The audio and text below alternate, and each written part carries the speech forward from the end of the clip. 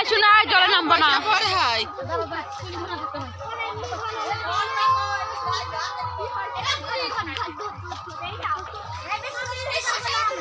এই থারি গামলা হাইয়া দেখবি না ফেলিস না। এই ঠিক তো, ওই ভোগের প্রসাদ দেখো খাইনি। হ্যাঁ? ওটা খেতে পারছে। ঠাকুর